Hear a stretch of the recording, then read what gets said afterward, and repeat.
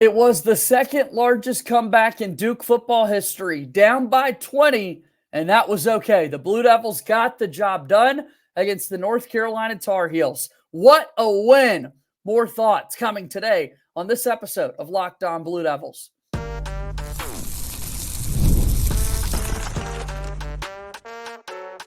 You are Locked On Blue Devils, your daily podcast on the Duke Blue Devils. Part of the Locked On Podcast Network, your team every day. Hello, everybody, and welcome into another episode of the Locked On Blue Devils podcast. My name is JJ Jackson. It's so great to have you here with us on this Tuesday, October 1st, 2024. Locked On Blue Devils is your one-stop shop where we discuss everything going on in the life of Duke athletics. We're talking a lot about this Duke football team today, fresh off their 21-20 win over North Carolina. The Blue Devils overcome a 20-point deficit and make the second largest comeback in school history. It was super amazing, and we got to talk about it with our good pal Josh Cox from Duke Football Talks Section 17 podcast. If you haven't done so already, please be sure to follow and subscribe to Locked On Blue Devils for free wherever it is that you get your podcasts. Leave us a 5-star rating and written review. Like this video, share it with your friends if you're watching it with us here on YouTube, and subscribe to our YouTube channel. Follow us on X at LO_Blue Devils, and I'm there as well at _JJ_Jackson_. So without further ado, we bring in our very good friend, Josh Cox, who was there in attendance on Saturday night, witnessing the big party as Duke was able to come back from that 20-point deficit. Hope you're doing well, man. What a football game that was. Listen, man, obviously with all the devastation going on in the western part of the state, Duke fans and other football fans could just enjoy maybe a little bit of a respite from that. I think Coach Diaz mentioned that at his presser. But, man, what a night it was at Wallace Wade Stadium. A packed house, sold out, Devil's Deck sold out, and Duke showed up in the second half. That's the storyline, right? Yeah, no doubt about that. Yeah, once again, just want to make sure that everyone is well aware that my thoughts and prayers are with my hometown of Asheville, North Carolina. My family is A-OK, but my dad, being one of the number one Locked On Blue Devils supporters out there listening to me each and every day, wanted the world to know that he was without power, he was without internet, he was without water. But when he finally got some in the early Sunday morning hours, the very first thing he had to do was look up who had won the Duke and UNC game. So I'd sent him a couple of text messages, needed them to get through, and finally he was able to see that. And I know that was probably the case for a lot of people that might have been without the resources to even watch the game, Josh, because when something like that happens, you got no idea what's going, no way to check on those various things and whatnot. Yeah, it's crazy to think about that in 2024 that, those types of scenarios would exist, but just let your dad and other listeners know and viewers know that if you're going back to watch the game later, just start at the second half. That's all you need to worry about. Start for the second half kickoff and watch the second half. Yeah, what a comeback it was for Duke. It's the second largest ever. They're now 5-0 for the first time since 1994. How does that sound, Josh? Yeah, 1994 team, Fred Goldsmith. That was the team that played Wisconsin, I believe, that year in the bowl game, and I believe they started 7-1 or something like that to begin the season. And so it's crazy to think that that's not happened since then. But yeah, Duke's in rarefied air right now. There's still a lot of question marks around this team. The wins have been wins. That's all you ask for. But for sure, there's still room for improvement, and so this team can get better. 30 years since Duke football started 5-0 to begin the season. Every single player, of course, on this Duke team was not even alive. That's even 1 year before I came into the world, the last time we saw something like this. So really special to see what this Duke team's been able to do, man. And hopefully they're able to keep this thing going in Atlanta. We got to get more specific into this game in particular. So to make a big comeback like Duke did, obviously there's got to be a deficit that is there. How did that happen? Like when you look at the first half, Josh, when you look at this 20-point deficit in the third quarter that Duke had, what was going wrong? What was North Carolina doing right? Like for those who might not have seen the game or just as you go back and think about it, how did Duke get in that position? Well, it was the result really of, the defensive line not being able to get to the quarterback in the first half, and Criswell had some time back there. A couple of miscommunications in the secondary. What the touchdown pass to J.J. Jones, is that his name? I believe their wide receiver. Looked like, honestly, that was a beautiful play call. It's kind of a misdirection play call. And had Criswell not hit him in the end zone, he had 2 or 3 other options of guys that seemed to be wide open. So not really sure what happened there on some miscommunication, but, Amarian Hampton was that guy. We knew he was going to be that guy. Best running back, in the ACC, or that's what he's proving so far in the first 5 weeks of the season. And so Duke just really got behind it, and down 17-0 at halftime. Could have very easily been more than that, especially coming out there in the third quarter, and UNC holds the ball for 7 to 8 minutes, and a fortunate 3rd and 2 where Duke stops them. It's 4th and 1. They're going to go for it, and they jump offside. Whatever the offensive there, illegal motion or whatever they called on the offense. 5-yard penalty knocks them back to a field goal. That proved to be the difference in the game. If UNC scores there, a touchdown, they're up 24, excuse me, to nothing, and I'm not sure Duke can come back from that. So, yeah, Carolina they were playing well in the first half and in the beginning of the third quarter, and Duke was unable to disrupt what was going on. Yeah, got to give them credit for that, the work that they did.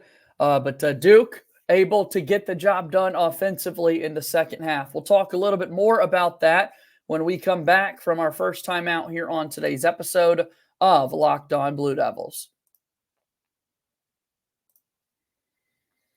Locked On Blue Devils here today is brought to you by our friends over at Roy. It's time to highlight our Roy Player of the Week, the new platform that lets fans make contributions directly to their favorite athletes. Download Roy for iOS or Android and enter referral code Locked On, and you'll automatically be entered into a sweepstakes to win $5,000 cash. No purchase necessary, void, or prohibited. This week, we've selected Duke football quarterback Maalik Murphy. Because of his excellent performance, the win against North Carolina, a quarterback had not been able to do that since Daniel Jones in 2018. Locked On, giving Maalik Murphy $100 on Roy. If you were impressed as we were with his performance this past weekend, you could show him some love too. Just hop on Roy, throw in a few bucks. If everyone pitches in just $10, it can add up fast for Maalik Murphy. Now's your chance to show your appreciation for the standout performance. Get off the sidelines and into the NIL game with Roy. Support the players, change the game with Roy. Locked On Blue Devils here today talking about the Duke football win against the North Carolina Tar Heels. Please, once again, make sure you check us out on X at @LO_Blue Devils. Leave us a 5-star rating and written review. Like our videos on YouTube, subscribe to our YouTube channel, and do all of those same things for Josh Cox and his buddies over at Duke Football Talks Section 17 podcast. A great offensive day for this Duke football team in that second half alone. Any adjustments that you saw from the offense in the second half compared to the first? Yeah, for sure. The offensive line, just the blocking schemes were, they decided to kind of go a different direction in the second half, and the first half was was kind of just like straight on block, like, but the second half there's much more movement, a lot more pulling from the tight ends, and so that changed and that opened up holes 100%, for Starr and for Peyton Jones, and then the play calling there, I believe Duke committed to the run, and I know that's not the easiest thing because this offense is really built on the passing game, but Duke really committed to the run in the second half, and so it was the biggest change there. Is I just think the philosophy, from Coach Brewer. Yeah, yeah, and I thought it was really awesome to watch the video that Duke produced after the fact with Manny Diaz in the locker room at halftime. Jordan and I had talked about this on yesterday's program before any of the stuff had been released, but it's also commit to the run. Amazing. Duke did an outstanding job with that. Starr Thomas, a great game.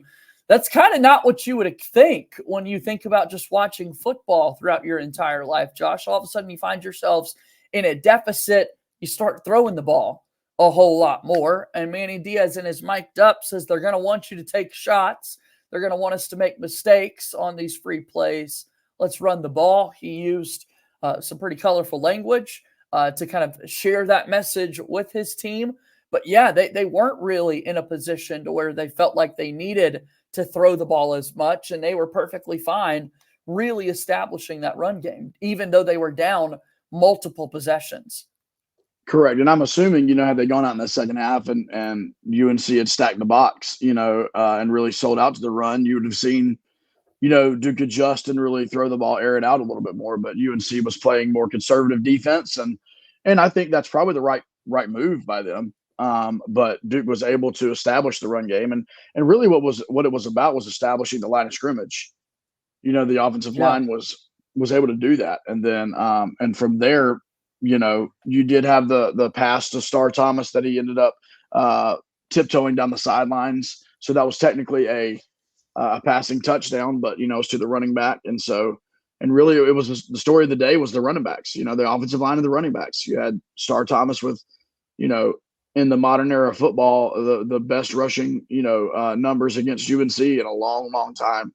And then Peyton Jones, scores the go ahead, ended up being the winning touchdown there. So I think that's the story. The story really is the run game, the offensive line, and their ability to control the second half. Which is so crazy given where we were 2 weeks into this football season and what everybody was wanting to talk about with the Duke football offense. All right, 30 carries, 166 yards. That's an average of 5.5 per carry for Star Thomas, whose longest run of the day was 19 yards. He had the one rushing touchdown, and then he also had 2 catches for 45 yards and a 29-yard receiving touchdown. What he has meant to this Duke football team over the last 3 weeks. Can you even put it into words? I mean, holy cow. You have your running back one and Jacquez Moore go down with an injury, and you're kind of like, okay, what's this going to look like, right? What's this going to look like? And I think fairly, Star Thomas had really struggled in the first couple of weeks of the season, just trying to, figure it out. I believe, you could say gain his footing. Obviously, that's a play on words there for a running back. But he really turned it on, had a great game in Murfreesboro last weekend at Middle Tennessee, and then carried that over. And I believe now what you're looking at is you have an extremely confident Star Thomas, extremely confident. Then you're going to see Jacquez Moore, if not this weekend in Atlanta, definitely after the bye week coming back for Florida State, you're going to see Jacquez Moore back in the mix there in the backfield. And then Peyton Jones is kind of in that steady, RB2, for the entire season there. And I think Duke's backfield's in a great spot, and Star Thomas is a major reason as to why. Yeah, Duke is going to get set for that game against Georgia Tech this weekend, and then the bye week, like you said, Florida State to follow, and then they've got SMU. So a game on the road in Atlanta, a bye week, and then 2 straight home football games for the Blue Devils as they get set for kind of this next portion of their schedule coming up. Still talking a little bit about this offense. Star Thomas ran the ball very well. Maalik Murphy has still yet to lose a start as Duke football's quarterback. For the first time in his Duke career, he does not turn the ball over. He's got over 200 yards passing with 1 touchdown through the air. The only thing, you look at the numbers, 15 of 34. That's less than 50% passing. What do you make of that, Josh? How do we best sum up what Maalik was able to do in this game against the Tar Heels? I mean, he won the football game. So that's number one. Most important thing is that the leader of your team leads your team to a victory, right? So no matter if it looks pretty or no matter if it looks ugly, it looked ugly. Yeah. I mean, there's no other way of around it, right? Like the completion percentage was bad. There were some misses there. There was a little bit, and I think something that Maalik is going to have to, continue to improve upon is making those progressions. Seems like gets very locked in on his first receiver, and doesn't really get to the second and third progression there as a quarterback. Something obviously, like I said, with time, he'll be able to work through. But he stayed under control and he stayed poised and he led his team. And, Coach Brewer and Coach Diaz have been very adamant that this is Maalik Murphy's team. and he is their guy, and they're gonna win with him. And so he's got to go out there and do it. And obviously with this game, and quarterbacks have bad games. Listen, Yeah. great NFL quarterbacks have bad games, and this is a bad game for Maalik. But he'll bounce back, and he can still make the throws. Like, we all know that. And let's face it, there are a couple of times in this game and throughout the season where he's made the throw and the guys have not made the catch. Right? I mean, that's part of it as well. And so there's got to be a little bit of not credit, but blame or responsibility, right, on both parties there. And so Duke's got to do a better job of securing catches. Malik's got to do a better job of getting the ball where it needs to be. And that was on display for Duke. But like I said, it does take maturity on Maalik Murphy's part to go into that locker room at halftime, to understand where the team was, and to come back out in the second half and to follow the game plan, as you mentioned, of Coach Diaz, of we are going to ground and pound. We're gonna grind this out. We're gonna block. We're gonna run. We're gonna play the slow game here, and he executed it to perfection in the second half.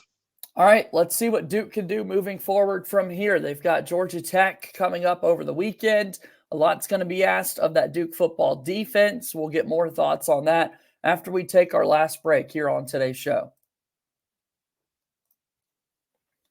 Locked On Blue Devils here today is brought to you by our friends over at FanDuel. FanDuel is America's #1 sports book for the NFL and everything else. A lot of fun Monday Night Football games last night. Love the baseball playoffs as well. They get started today.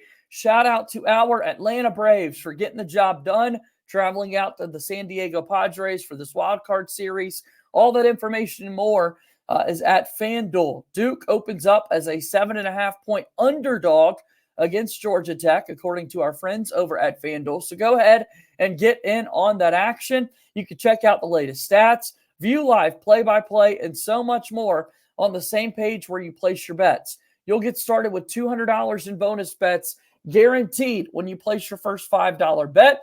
That's FanDuel.com. FanDuel is a proud sponsor of Locked On Blue Devils. His name is Josh Cox. I'm JJ Jackson. He's got Duke Football Talks Section 17 podcast at Duke FB Talk on X. Also check out at Joshua Cox. What do you want to tell us about the show, man? Well, it went for 2 hours this week. We were a little bit of a celebratory episode.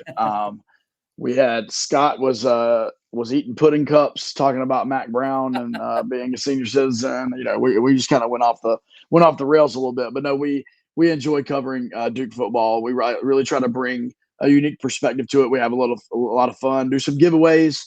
Brian gave away a home field apparel hat this week on the episode. So we like to have fun with it. And so if you're a Duke football fan, we had a conversation with Mark Packer. I mean, it doesn't get better than that. Mark Packer's one of the best to ever do it, really. And so that was this week. So check us out wherever you listen to podcasts, YouTube. And, as JJ would agree, we appreciate the subscribes, the 5-star ratings and reviews and comments and all that stuff. So really appreciate the support. All right, so how do you sum up what the defense was able to do? Because it's so awesome that Duke wins this football game, but in some ways you're worried the whole time that Duke starts making this comeback. Okay, can the defense continue to make stops? We're finally scoring, but we've got to keep North Carolina from scoring as well to be able to stay into this game. How would you best assess their efforts? Well, I think if you ask a generic question to a coach before a game, he's going to say, hey, if we control the line of scrimmage, we can win this game, right? Yeah. I mean, every coach is going to say that. We've already spoken in the previous segment about the offensive line in the second half, controlling the line of scrimmage. Well, the defensive line did the exact same thing. They were in the backfield, VJ Anthony. Cam Bergeron was in the backfield quite a bit. Wesley Williams had another great game. Kendi Charles. I mean, you can go down the line there, but in a nutshell, the defensive line stayed in the backfield. And I think they wound up with 2 sacks on Criswell, which is actually one fewer than UNC had on Murphy. But it just seemed as if the Duke defensive line was more disruptive than the UNC defensive line. Obviously, UNC was missing Rucker on their line, just to be fair. But that's what I would say. The Duke defense, it was started up front. In the second half, they were able to get pressure. And then as it got closer towards the end and everything was, very that was 21-20, Duke punted to trust their defense with a minute 42 to go. By the way, shout out Cade Reynolds, Duke's freshman punter, for putting that ball on the 5-yard line. I thought he had a great game. Actually, we did our helmet stickers. They're going to be releasing later on today. And I gave my helmet sticker to Cade Reynolds, the punter, because I think that was one of the most important plays of the game. But you saw then Coach Packey bringing the pressure. Chandler Rivers came off the edge, hurried the quarterback, and then the play of the game, Jalen Stinson gets to Criswell, hits him on his shoulder, ball flies in the air, and Trey Freeman comes down with the interception to seal the game. And so that's what happened in the second half. Is the Duke defense was in the backfield, right? They were in the backfield.